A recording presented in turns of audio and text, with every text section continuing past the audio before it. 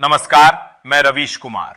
आज जिस खबर की चर्चा हो रही है वह महज एक बयान या प्रेस कॉन्फ्रेंस नहीं, बल्कि सत्ता की बुनियाद को हिला देने वाला सवाल है। यह वही सवाल है जिसे देश का एक बड़ा हिस्सा शायद सुनना नहीं चाहता और गोदी मीडिया जिसे दिखाना तो दूर, छूने से भी डरता है। राहुल गांधी ने चुनाव आयोग, ईवीएम और पूरे चुनावी तंत्र पर जो आरोप लगाए हैं, उन्हें सिर्फ राजनीति का शोर समझकर नजरअंदाज करना आसान है, लेकिन अगर इन आरोपों की तह में जाया जाए तो तस्वीर कहीं ज्यादा डरावनी नजर आती है। उन्होंने कहा, वोट की गिनती अब लोकतंत्र के हाथ में नहीं बल्कि प्रबंधन के हाथ में है। वोटर आईडी को आधार से लिंक किया गया और फिर एक एल्गोरिदम ने तय किया कि किस वोटर का नाम लिस्ट में रहना है और किसे मिटा देना है। डुप्लीकेट आधार, नाम हटाओ, पता गलत हटाओ, फोन नंबर नहीं हटाओ। यह डेटा न तो चुनाव आयोग के पास रहा, न नागरिकों के पास, बल्कि एक निजी कंपनी के सर्वर में पहुंचा जिसका मालिक आज तक सार्वजनिक नहीं किया गया। अब सवाल उठता है, क्या यह सिर्फ एक राजनीतिक कहानी है या लोकतंत्र के शरीर में घुसा हुआ जहर? राहुल गांधी का दावा है कि यह महज अनुमान नहीं बल्कि डिजिटल सबूतों के साथ पेश किया गया मामला है। उन्होंने वरिष्ठ वकीलों के साथ इस डेटा को सार्वजनिक किया और कहा कि करोड़ों वोटर सिर्फ इसलिए काटे गए क्योंकि वे सत्ताधारी दल के वोट बैंक में फिट नहीं बैठते थे। अगर आरोप झूठे हैं तो खुली जांच क्यों नहीं होती? टेलीविजन डिबेट में इस मुद्दे पर चर्चा क्यों नहीं होती? क्यों विपक्ष के हर सवाल को विघ्न संतोषी कहकर टाल दिया जाता है? लोकतंत्र का तकाजा है कि सवाल का जवाब दिया जाए, लेकिन यहां जवाब देने के बजाय सवाल पूछने वाले को ही कटघरे में खड़ा कर दिया जाता है। राहुल गांधी ने ईवीएम की तकनीकी संरचना पर भी गंभीर आरोप लगाए हैं। उन्होंने कहा, पूर्व इंजीनियरों ने उन्हें बताया कि इन मशीनों के माइक्रो कंट्रोलर में कंडीशनल स्क्रिप्टिंग मौजूद होती है, जो कुछ विशेष कोड के जरिए वोट काउंटिंग को बदल सकती है। यह कोड हर चुनाव में नहीं बल्कि सिर्फ उन इलाकों में सक्रिय किया जाता है जहां हार तय मानी जाती है। 27 निर्वाचन क्षेत्रों की रिपोर्ट का हवाला देते हुए उन्होंने कहा कि वोट एक उम्मीदवार को पड़ा, लेकिन गिनती में वह किसी और के खाते में चला गया।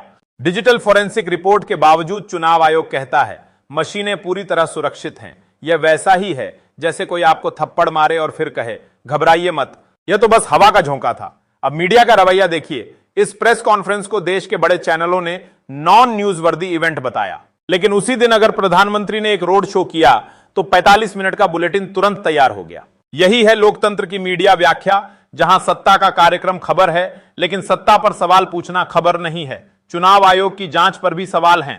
मॉक पोल के नतीजे वीवीपैट पर्चियों से मिलाए गए और कोई गड़बड़ी नहीं पाई गई, लेकिन जांच किसने की? वही चुनाव आयोग जिसने कभी भी स्वतंत्र एजेंसी या बाहरी चुनौतीकर्ताओं को मशीन जांचने का मौका नहीं दिया। सवाल यह नहीं कि जांच का नतीजा क्या आया, बल्कि यह है कि इम्तिहान लिया किसने और किसके लिए। 2004 महाराष्ट्र विधानसभा चुनाव की मशीनों का डायग्नोस्टिक टेस्ट हुआ और वही रटा रटाया नतीजा, मशीनें सुरक्षित हैं। लेकिन लोकतंत्र में जांच का मतलब खुद को सही साबित करना नहीं बल्कि संदेह को मिटाना है। जब जांच करने वाला ही आरोपों के घेरे में हो तो परिणाम पर भरोसा कैसे किया जाए? कांग्रेस ने यह भी दावा किया कि 2019 से 2024 के बीच 250 जिलों में 1.5 करोड़ नए वोटर जुड़े, जिनमें से 80% का झुकाव सिर्फ एक पार्टी की तरफ था। यह आंकड़ा सरकारी रिकॉर्ड से लिया गया है, न कि किसी सर्वे से। फिर भी चुनाव आयोग ने सभी आरोपों को निराधार कहकर खारिज कर दिया। अब राहुल गांधी सिर्फ रिपोर्ट पेश नहीं कर रहे बल्कि जनता को डिजिटल प्लेटफॉर्म के जरिए सक्रिय कर रहे हैं, जहां हर नागरिक अपने वोटर डेटा की स्थिति जांच सकता है और गड़बड़ी पाए जाने पर सीधी शिकायत दर्ज करा सकता है। सवाल यह है, अगर सब कुछ पारदर्शी है तो चुनाव आयोग मशीन रीडेबल फॉर्म में वोटर लिस्ट देने से क्यों डरता है? पीडीएफ फेंक कर जवाब देना जिसमें नाम भी ठीक से पढ़े ना जाएं, क्या पारदर्शिता है? लोकतंत्र सिर्फ वोट डालने से नहीं चलता, वह सवाल पूछने से चलता है। और जब सवाल पूछना बंद हो जाए तो समझ लीजिए लोकतंत्र का शव श्मशान में पहुंच चुका है, बस क्रिया बाकी है। लेकिन सवाल यहीं खत्म नहीं होता, क्योंकि यह बहस केवल ईवीएम, वोटर लिस्ट या चुनाव आयोग की निष्पक्षता तक सीमित नहीं है। यह बहस उस पूरे लोकतांत्रिक ढांचे पर है जिसे हम आज भी गर्व से सबसे बड़ा लोकतंत्र कहते हैं, लेकिन जिसमें पारदर्शिता की जगह अब अपारदर्शिता और जवाबदेही की जगह अंधविश्वास ने ले ली है। जनता को चिंता करने की जरूरत नहीं है, लेकिन इतिहास बताता है कि लोकतंत्र की हत्या हमेशा एक ही दिन में नहीं होती, बल्कि धीरे धीरे संस्थाओं की रीढ़ तोड़कर होती है। आज वही तस्वीर नए रूप में सामने है, जहां आप सवाल पूछते हैं तो आपको देशद्रोही, गद्दार या विकास विरोधी कह दिया जाता है। राहुल गांधी का यह हमला सिर्फ बीजेपी पर नहीं है, बल्कि उन सभी ताकतों पर है जो जनता की आंखों पर पट्टी बांधकर चुनाव को एक रस्मी प्रक्रिया में बदल देना चाहती हैं। उन्होंने चुनौती दी, अगर आप ईवीएम पर इतना भरोसा करते हैं तो एक बार बैलेट पेपर से चुनाव कराकर देखिए, फर्क नहीं आया तो हम हार मान लेंगे, लेकिन फर्क आया तो जनता को असली खेल समझ आ जाएगा। लेकिन यहां खेल सिर्फ मशीनों का नहीं है, खेल है सूचना का। आपको जो दिखाया जाता है वही आप मानते हैं। मीडिया अगर 45 मिनट प्रधानमंत्री का रोड शो दिखाए और 45 सेकंड भी विपक्ष के गंभीर आरोपों को न दे तो जनता का नजरिया किस ओर झुकेगा?